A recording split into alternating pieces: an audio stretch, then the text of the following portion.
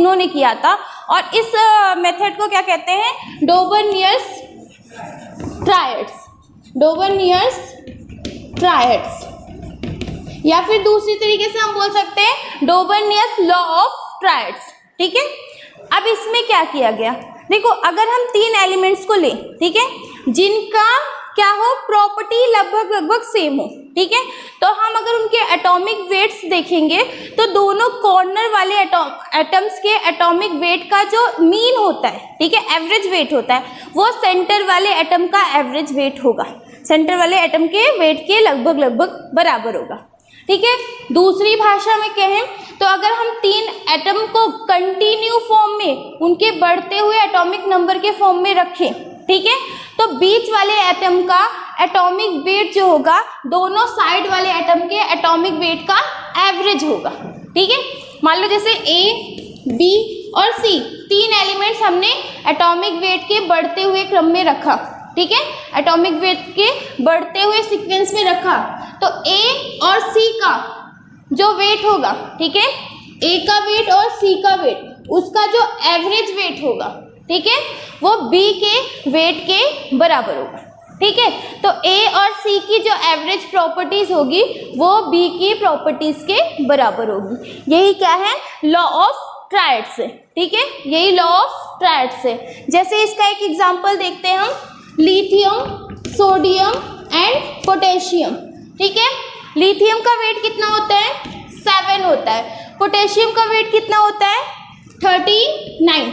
Atomic weight की बात करें, अभी तक एटॉमिक नंबर की नॉलेज नहीं है, तो हम एटॉमिक वेट की बात करें तो लिथियम का वेट कितना हो गया, 7, पोटेशियम का वेट कितना हो गया, 39, तो सोडियम का वेट कितना होगा, 7 + 39/2 कितना आएगा, 23।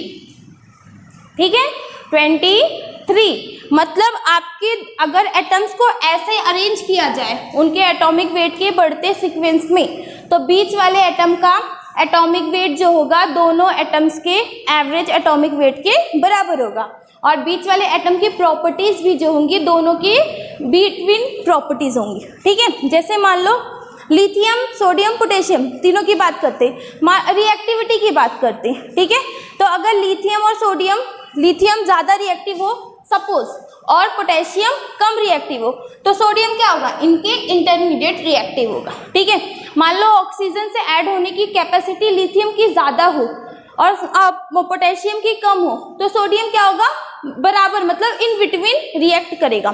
तो कोई भी प्रॉपर्टी जो होगी बीच वाले एलिमेंट्स की वो अपने दोनों साइड वाले एलिमेंट्स पर डिपेंड करेगी। ठीक है, उनकी इंटरमीडिएट डिपेंड करेगी, मतलब अगर एक ज़्यादा रिएक्टिव है एक लेस रिएक्टिव है तो बीच वाला बिटवीन होगा, रिएक्टिव भी होगा और नॉन रिएक्टिव भी होगा। ठीक है, जैसे मेटल, नॉन मेटल और मेटलॉइड्स की कैटेगरी होती है। बात क्लियर? तो ये आया डोबर्नियर्स ट्रायड्स। ये थोड़ा सा सक्सेसफुल तो था लेकिन इसमें कुछ ड्रॉबैक्स थे। पहला ड्रॉबैक ये था कि जब ये लॉ आया तो सन था 1829। ठीक है, उस समय हमारे पास नंबर्स ऑफ एलिमेंट्स ज़्यादा थे, मतलब 50, अराउंड 54, 53 एलिमेंट्स हम जानते थे उस समय। ठीक है, तो ये वाला जो लॉ है सभी एलिमेंट्स पर नहीं लगा।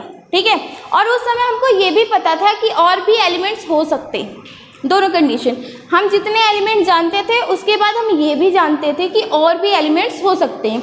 मतलब अभी जितने नोन एलिमेंट्स हैं उन पर ही ये लॉ नहीं लग रहा है, तो जो एलिमेंट्स बाद में आएंगे उस पर ये लॉ लग सकता है, कोई गारंटी तो नहीं है ना। तो इसीलिए ये लॉ जो है वो ज़्यादा सक्सेसफुल नहीं हुआ। ठीक है, क्योंकि ये उस समय पर भी जानकारी में सभी एलिमेंट्स पर नहीं लगता था, डोबर्नियर्स का ट्रायड्स लॉ। लेकिन इसके एक एडवांटेज भी मिला कि हमको पता चला कि एलिमेंट्स की केमिकल प्रॉपर्टी का उसके एटॉमिक मास से कुछ तो रिलेशन है। तो ये इसका क्या था, एडवांटेज था। ड्रॉबैक क्या था कि ये सभी नॉन एलिमेंट्स पर, उस समय के सभी नॉन एलिमेंट्स पर नहीं लगा। ठीक है, ये कौन सा था, डोबर्नियर्स ट्रायड्स। एक एक लिखते चले। ठीक है, तो हेडिंग डालो earlier attempts for classification of elements. ये दोनों क्लियर है? ठीक है, डोबर्नियर्स ट्रायड्स जो है इंपॉर्टेंट है। आप लोगों को सन वगैरह याद करने की ज़रूरत नहीं है। ठीक है, सन नहीं पूछेगा, बस वो पूछ सकता है कि कौन सा एग्जाम्पल है डोबर्नियर्स ट्रायड्स का। ठीक है।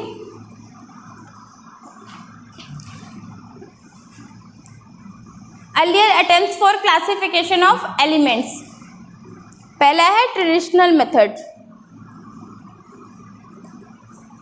ठीक है, यहां तक लिख लो पूरा। ट्रेडिशनल मेथड में 3 पोर्शन में क्लासिफाई किया गया, metals, non metals and metalloids.